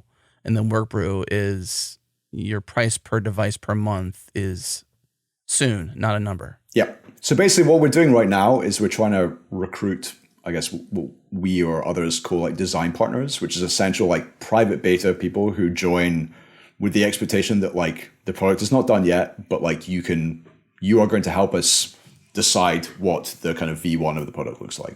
So we've got some people who are on board right now for that, in kind of like a paid relationship with us where they're making the product better and we're building it sort of to more closely hew to their needs as they would be if they were just like a rando customer. And then essentially once we've got something there that we feel like we could put a 1.0 label on, we'll have a public launch and anyone will be able to kind of join and stuff like that. But right now, essentially, that's what we're looking for. We're looking for feedback from anyone who is interested in doing that, or even anyone who kind of like some of the stuff resonates or it doesn't or whatever. We're basically just like talking to lots of people, and I'm building away what I can, some of the stuff that I've seen people kind of ask for in Homebrew land for a while, like multi-user support, like Workbrew. I'm all like Workbrewed on my like local machine. So like when I run Brew on my local machine, it's actually like running in a separate Workbrew user and like passing information back and forward that way, and and reports everything like back so I can see if like packages are outdated on my machine from like a central location and all this type of stuff. So yeah, it's getting there. It's interesting also to see it like live side by side with the project like that. I mean, we hear the term and have heard the term commercial open source software like COSS, COSS being an acronym, and being quite popular. You know, there's a lot of companies that obviously have done versions of this, but I think yours is uniquely different that you've been a maintainer for so long. And you're like, well, I suppose like internally you thought, well, if I'm going to keep being a maintainer, I better find a way to be able to, one, leave GitHub to do this thing full time, but then also sustain myself and potentially build a profitable, useful business for, like, why would you burn your career capital, essentially, is what I'm trying to say. Like, why would you go and transition to something else? Why wouldn't you just try and find a way to create a value artifact, which is Workbrew, alongside the thing you've been pouring so much effort into for as long as I've known you? You've been Homebrew. Like, I don't know you as anything else. So, you know what I mean? We've known each other for many years Well, now. he's never started anything else, remember? I mean, Right, Yeah, exactly. exactly. So, I mean, it's been a journey. 15 years. Yeah. 15 years I've worked on Homebrew now. Wow. So that's Yeah. like as long as, so that's 2009. That's as long as this thing has been a thing, this podcast. This is our 15th year. There you go. Interesting. You just left us speechless there, Mike. We all just sat here like, We're dang. all getting old together. I don't like my Apple Vision Pro. It's just too heavy for my face. Oh my! Wouldn't buy it for $100. That's my best old person impression. Sorry about that. Well, I mean, I'm glad you see it the same way I do, Adam. Where I think this is the thing is that, you know, I'm sure much like anything on the internet, there will be kind of naysayers about this stuff. But, you know, in some ways, I mean, generally not around my wife, but kind of, I jokingly refer to like Homebrew as my like first child, right? Like it's, It's older than your oldest, right? yeah. And it's probably the single thing in my life, like bar my relationship with my wife, that I've had for that long, right? Like Right. I've been there longer than any educational institution or any job or whatever, right? So I guess like the idea that you would just do that only to like almost instantly destroy 15 years of hard work and goodwill in the community. Like, it's like, yeah, why wouldn't you do that? Why would you do that, right? And Totally. again, it's the type of thing where like I could go get another job. Like, it's not that like this is the only thing that I kind of can do is, you know, do this stuff around Workbrew, but it's, you know, this is what I want to do. And I think like, I genuinely think we can have something where we're actually building better software for the people who already like Homebrew and are using Homebrew, that we can have something that's like actually better, right? And it's a big step up and provides them with the stuff that they kind of need to be able to kind of use. I mean, I guess, you know, we've got lots of ideas that we've been thinking about, but I mean, certainly when you look at, you mentioned earlier about like apt-get, like when you look in the kind of Linux space around this stuff, you know, you've got big companies like Canonical and Red Hat and whatever. And, you know, I know that some of the kind of shine has kind of come off some of these folks, but you know, you can pay them for commercial support and you can pay them for getting integrated with how your business runs. And they're a lot less opinionated than Homebrew is and has been about like how your company should work. And even, you know, like I guess I saw this in GitHub, right? Like you guys have both been using GitHub since the very early days as well, right? And in the early days of GitHub, it was internally and externally, like there was a right way of using GitHub and there was a wrong way of using GitHub. And like, if you want to go and like press the merge button and make your merge commits, that was the right way and you were going to have a good time. And if you wanted to like rebase everything and you never want to use the merge button and you want to never have a merge commit, like you're going to have a bad time, right? Right. Yeah. Because you're just spending your whole time on projects being like, you know, anyone who has a PR, make sure you never click the big green button that is like the most clickable thing on the whole page. Please do not click that, right? And eventually over time, like GitHub learned like, oh, okay, like actually it's maybe not terribly practical to go to kind of a massive multinational company and say like, hey, FYI, the way you build software is wrong. You need to build it our way, or PS, give us money. That like it's nicer to kind of go to them where they're at. And for me, like I feel like similarly with kind of Workbrew, right? Like the stuff that the way that kind of these big companies or even like medium-sized companies increasingly kind of want to work is that doesn't play nicely with Homebrew. It's like, well, like I understand why Homebrew maintainers don't want to support that way of working, but at the same time, I feel like someone should. And yeah, like this is what I and the Workbrew folks are kind of going to do. And yeah. The question I ask myself really about Homebrew is, or I guess curiosity from the outside is, to me, it's such a staple for the Mac platform. That's my platform. And so that's where I've got my personal use case from. I know that you've gone beyond the Mac with Homebrew, and I don't have experience there. But I wonder how much of a first-class citizen has Apple treated Homebrew like? That's one question. And then the second question is, how can you ensure that the Apple platform won't become hostile? Because they're kind of they just did this with the web, right? They just did this with web app installations, I think in the EU. I'm trying to like grok the headline to some degree in my brain in the moment, but has it kind of, to most developers, Homebrew is the first class citizen of package manager for a developer, but that's one way of developing on the Mac. It's not the Apple way, like the Apple native way, which is like Xcode and their other developer tooling. So you're sort of like a sidecar to the Apple platform. Meanwhile, developers feel like you're a first-class citizen. Like, I don't use those platforms, so that's not where I develop. I'm curious how that is for you. Like, do you think it'll be hostile ever for you? And has there ever been, we love Homebrew, let's make it more native? Or has there been any entanglement with Apple in positive ways? Yeah, I mean, I think I maybe talked about this before. I feel like the biggest, most positive entanglement with Apple that was fairly publicly visible and stuff is when they launched the Apple Silicon chips. Like, they were really pretty proactive at reaching out to us and being like, hey, what do you need? And we're going to get you the CI infrastructure you need, like that you can run all your CI jobs on, but also like what maintainers need Apple Silicon hardware, and we will make that happen in a timely fashion and stuff like that. So like that was an example of them being very proactive, and that was very useful, I think. But I think the interesting thing with Apple is like it's a mutually beneficial relationship there, right? Like at the end of the day, like all three of us on this call and, most of the Homebrew maintainers are all running a Mac, right? Like we like Apple stuff. We probably all have iPhones. Many of us have Apple Watches. Many of us have iPads, etc. And like a certain amount of this stuff just comes down to like, well, that is the platform we choose. And as a result, we're going to put up with certain things. Like in some ways, would developing Homebrew entirely on Linux be easier than doing it on Mac OS? Like, yeah, probably. Like, but doesn't Linux need you? Exactly. But Linux doesn't need us to the same extent. Exactly. So yeah, I think, I don't know. There's always that thing with Apple where it's like Homebrew has like a open channel with Apple, and as does probably not surprise you with Apple being Apple, like I can't go into too much detail about what we talk about and whatever, because I'm sure that would make them upset. Just whisper it. They can't hear you.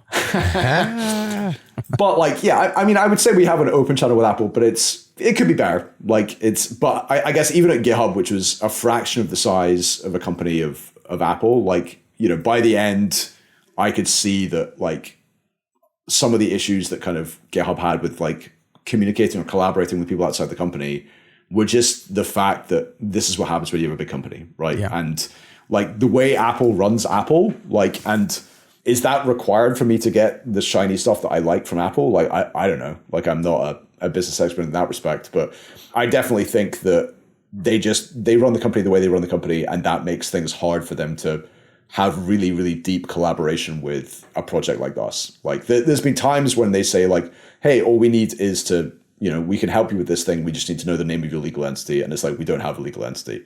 So, okay, well, tell us the person on this project who lives in America. None of the people working on this particular project live in America.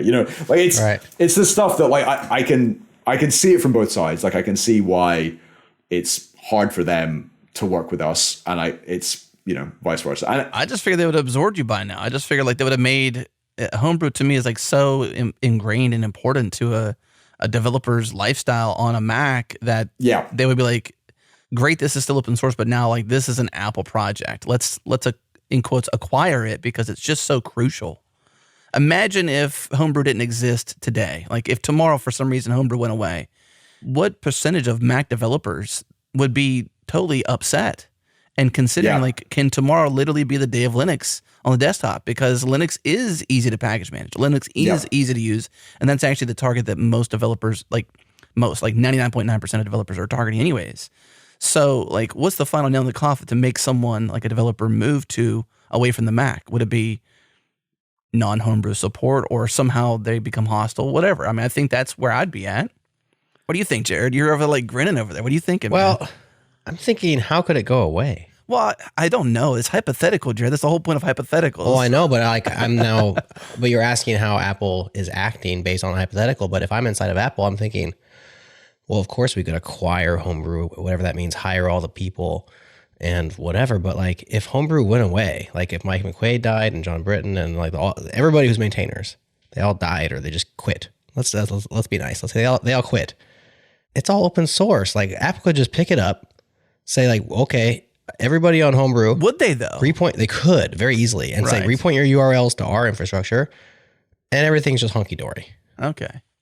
Like isn't that the case, Mike? They could do that, couldn't they? Pretty easily. I don't know about easily, but I mean, theoretically, certainly. I mean, we know in software land, everything is possible, right? With some effort, they could do it. I mean, in some ways, I think the reason why they haven't done that is because it is messy and complicated for them to do that, and they don't have to, right? Like, I mean, I've had conversations about this before. As much as I love visiting your lovely country, I will never move to America. I can say, I can give you the breaking news here. I will never be a full-time resident of America ever.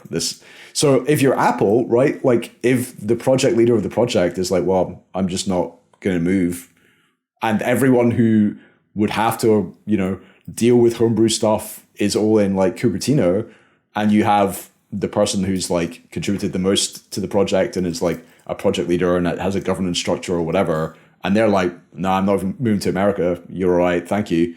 Then, I mean, they can't really just acquire the project. And this is I don't know. I feel like if Homebrew was the labor of love of like purely one person, and that person was happy to go but even then, right? Like the world we live in now is you could hire that person and then a year later they could be like, yeah, I don't like working at Apple anymore. I'm going to go quit and work somewhere else. And see, suffers a cancer after all. No, Mike, take us on a walk here. Take us on a walk. Like, I don't want to drop the playbook for Apple or anything, but you said it would be hard. I'm over here and maybe I'm just the person who's, naive and thinking it can't possibly be that hard.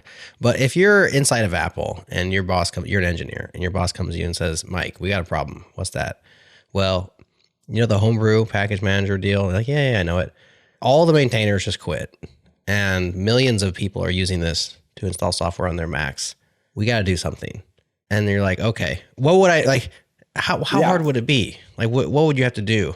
They could do so. Well, I mean, I guess, again, what we talked about earlier, there's like the technological hard and then there's the people hard, right? So let's say the technological hard, right? So what they would have to do if like literally no one is willing to even update a README. No one's going to have another commit on the repo. No one's going to have another commit on any of the Homebrew repos at all, right? There you go. Yes. So what they would have to do would be, okay, well, firstly, how do we tell all the Homebrew people? Like all the Homebrew people would have to point their Homebrew to a fork, right? Like they press would release. They would presumably like fork the stuff and then put it over. Like they would have to tell everyone how to do that, or if they were feeling really YOLO, like push some system-wide update that like friends inside migrated everyone over. Like, yeah, so you have to effectively move everything over. But in some ways, like that's not even the hard bit of like Homebrew. Like the hard bit of Homebrew is there are 10,000 packages in there, all of which are built and installed and tested slightly differently, all of which pull slightly different things from slightly different places and interact in slightly different ways with each other and the ecosystem. And some of those packages are very easy to update. Some of them are very painful to update. Some of this stuff is like, easy to change. Some of it's not easy to change. And essentially you need to take over, like, I think that's the thing is that like, it's not just a matter of like, well, Apple can kind of point everything to themselves. But what we said earlier about maintenance, like Homebrew requires like considering how relatively few people have worked on Homebrew in its history, it requires a astonishing amount of maintenance. Just keeping all of that software like working and up to date and compatible with macOS releases and stuff like that is a lot of work. And one of the great things Macs did in the early days was Homebrew was released relatively shortly after, GitHub was public, less than 5 years, I think, after kind of GitHub was on the kind of public internet and you could sign up. And one of the smart things Macs did was making it so that Homebrew was from the outset not maintained exclusively by Macs, but was like, hey, I'm Macs, I do some stuff, but Homebrew is like maintained by the community, right? So, and again, this is the problem is that like with this is the nice thing we have with kind of open source projects. You know, people may have got annoyed with analytics and homebrew and various other stuff, but no one has actually ever seriously and successfully forked the project. But if Apple were to take it over, I would think there would be a very real chance at the same time you have a bunch of community people who are like, hey, we want to go and do that. And also those people are like, the community people are happy to kind of work on a project where, you know, some of our maintainers get like a small stipend, but no one's being paid anywhere approaching like market rates for any of their time, right? And no one is employed by Homebrew to work on Homebrew. Like, how much do you want to spend your evenings and weekends contributing to one of the world's richest companies to run their package manager? Like, essentially, they would have to insource not just what the maintainers do, but what all of the volunteers do essentially as well, because most of those people are probably not going to want to spend all of their time kind of helping Apple for free. So yeah, I think it's interesting. Like, I think it's definitely kind of a tricky situation, but as I said before, like I don't see a world in which that happens because I don't either. I'm just playing a fun hypothetical. But no, it's still fun. It's still fun to play with. I guess to touch on something, just because you might find this interesting, I think we've touched on like Homebrew on Linux a couple of times, and like that's a slightly kind of weird use case. But I think one of the things that makes Homebrew on Linux interesting and compelling to people is not so much the fact that it runs on Linux, but the fact that it runs on macOS and Linux. So if you're working on a project or CI, or you have a split dev team or whatever, that you can say, hey, we're going to use the same Homebrew package or brew files or Homebrew setup in CI or whatever, and we're going to use that on macOS and Linux. And then we have the versions and the package manager or whatever in sync between those two places, you know. And were Homebrew or Workbrew in future to ever do anything like port Homebrew to Windows, then you could have like Windows, Mac, and Linux, and you could have like either cross-platform dev teams or like dev teams in different departments or whatever that can all kind of share use of the same tool. And that kind of unifying ability of a single tool is pretty compelling, I think. Mm-hmm. And that's what people seem to like about it.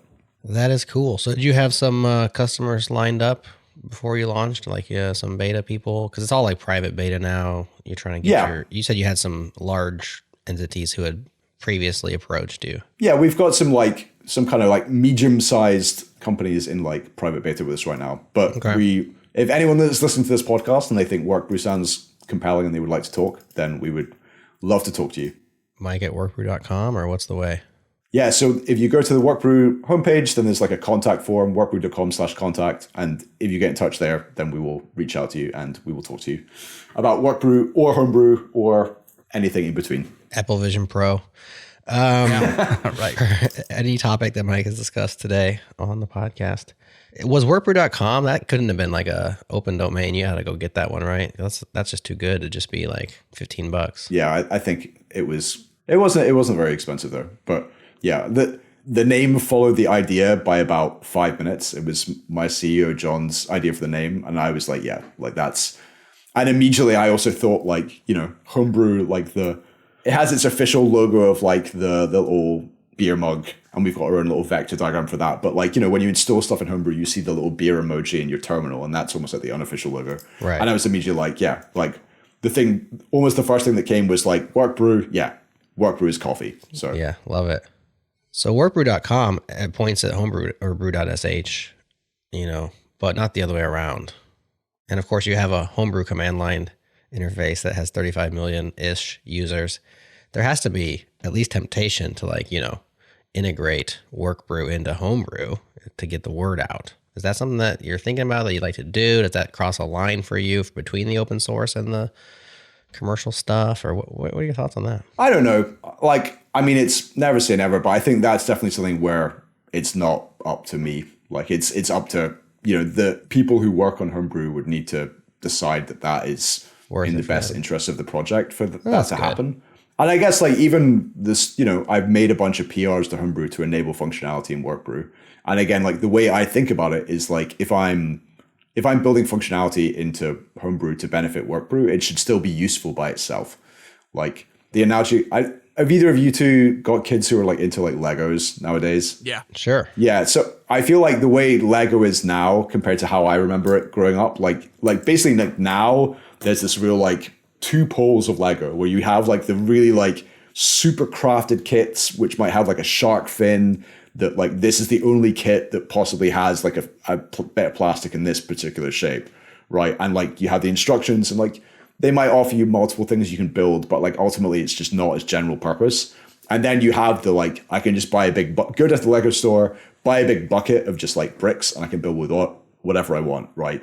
Like in some ways, when I look at those two, I see like Homebrew as being the big bucket of bricks, where it's like what we're building in Workbrew land, like you could build that yourself with the bucket of bricks we've given you in the open source project. But like, it's probably going to be, unless you have like infinite amounts of time, it's probably going to be, and subject matter understanding of Homebrew, probably just paying us to use the nice thing that we built for you that has the beautifully crafted shark fin is probably going to be a nicer experience for you.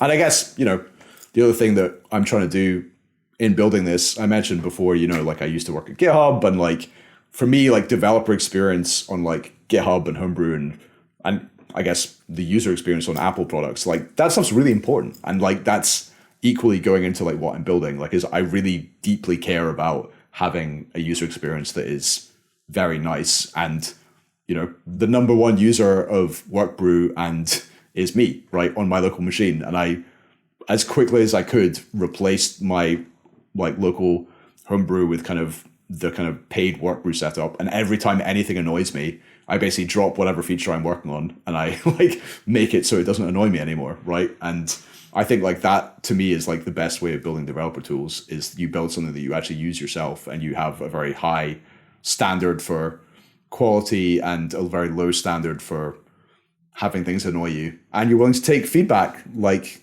Adam about Brew Update not being verbose enough. Yeah. Well, good stuff. I love it, Mike. Cool stuff, man. Excited for you. For sure. I hope it all works. I think it's going to work. Me too. It's got to work, right, Adam? I hope it keeps working. Yeah. I think it will work, Brew. .com. Sign up today.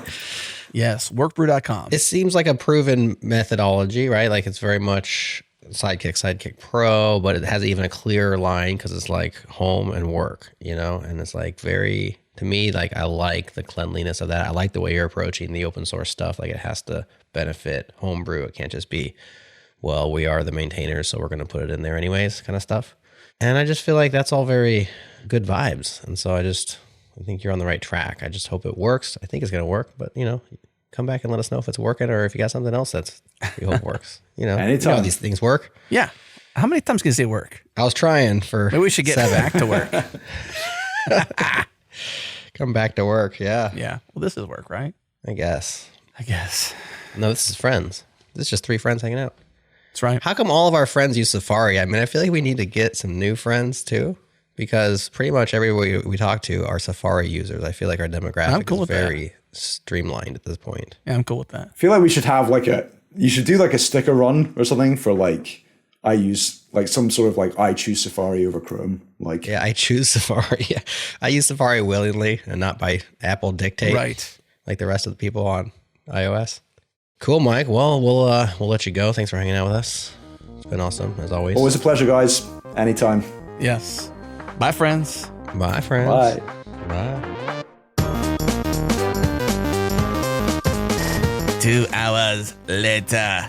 Yeah, 2 hours this show. Can you believe that? Always good catching up with Mike. Always good talking about Homebrew, one of our beloved developer tools out there. And I love Mike's perspective on maintaining open source, building this company now, Workbrew, around Homebrew, how he is constantly improving Homebrew as a result of his direct and personal usage, and everything in between. I want to give a special mention to 2 of our sponsors today, Sentry.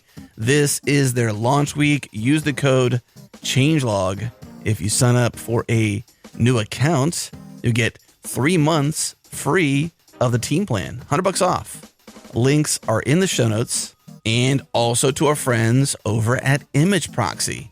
I love how Dribble is using Image Proxy. It was so cool to catch up with Patrick Byrne as well, to just dig into how Dribble dribbles Dribble using Image Proxy. I just had to say that. Check them out, imageproxy.net. And of course, a massive shout out to our friends and partners over at fly.io, the home of changelog.com. Launch apps near users, too easy, fly.io. And also to our friends over at TypeSense. TypeSense.org. It's open source. We use their cloud version. Jason and team that run TypeSense are so cool. We love them. You should check them out. And if you need a personal introduction, hit me up. I'll help you out. Okay, friends, that is it. This is the show. We're done. We're going to see you next week.